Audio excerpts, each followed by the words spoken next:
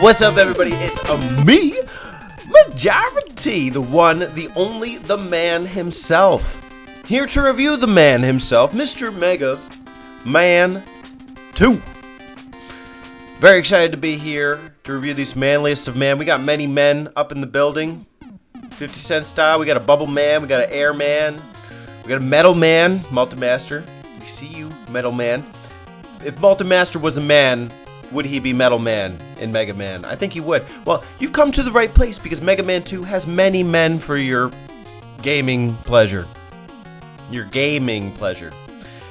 Maybe that's why I like it. I don't know. Mega Man 2. It's pretty gaming. Be sure to subscribe if you like men. I sure do. Well, you know, you've come to the right place, I guess. Mega Man 2 is a game. It's probably most people's childhood Mega Man game. It's very nostalgic for a lot of people. I think it's a massive frickin' improvement on the first game. A lot more seamless, you know, and I think of the first game, I think it's a little glitchy. Still fun. I have a blast with the first Mega Man, and it's a quick playthrough. But somehow Mega Man 2 feels even quicker.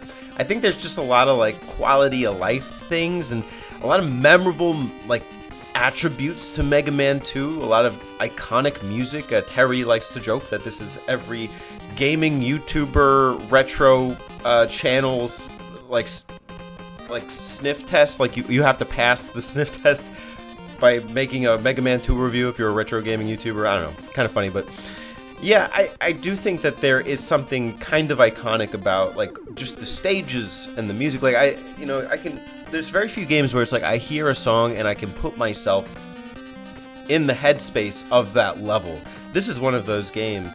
I'm trying to think. There's one with like I can put myself to the clouds, like the Airman theme. It has kind of like a lower theme. There's like a very distinct theme for the bubble level where everything's kind of anti-gravity. It feels a little slower. And the boss theme music is just kind of like a nice little rush. Honestly, the bosses here, like, it's a lot of men to be expected, but if you know what you're doing, they're actually way more manageable than in the first game. A little bit too easy, I think. I actually, on my recent playthrough, I cleared this with using only one continue. But it does help a lot for the Robot Masters, and honestly, in this series, I'll take too easy over frustratingly difficult, because I know that's coming. My recent playthrough was in about an hour and 13 minutes, give or take. There are a couple things that complicate it and make it difficult. For one, there's one of the worst bosses. It's odd that you go from having one of the best like mid-game bosses in the Yellow Devil in the first game to having one of the worst in the Electric Light Bulb Boogaloo thing. But I did find in my playthrough that it's kind of manageable if you kind of know what you're doing. For some reason, I don't know if this was a glitch or something, but they removed a couple of the barriers, so I didn't have to use full Crash Man ammo on my second take. And there was something else like that where the game like saved some progress in a beneficial way for me. Unlike the first game where it actually made it a little tougher. I think if you play on the Legacy Collection, it's really manageable because you have the auto fire. I don't know if that was in the first game, but I found that I had a pretty good time playing through it recently. I didn't think I'd do that good, but I don't know. I surprised myself. Like I was saying, iconic stuff, like if I'm thinking back to like what are the iconic moments, like, I was thinking, I started with Metal Man stage and how Shovel Knight kind of borrows that layout and like the conveyor belt thing and the cogs in the background. This is a 1988 game, it's almost 35 years old. These staples are still kind of going strong. What are some other memorable moments in this game? The Quick Man stage is really freaking tough, getting the timing down, but I think it is manageable once you know what to expect, but the first few times, oof, good luck. I also really find some of the throwbacks to the first Mega Man pretty cool. I like how there's like a giant Guts Man tank, like towards like Wily's castle. You do get the classic kind of Wily fight, and there's kind of like a surprise final boss section that I think is really creative, especially for the time.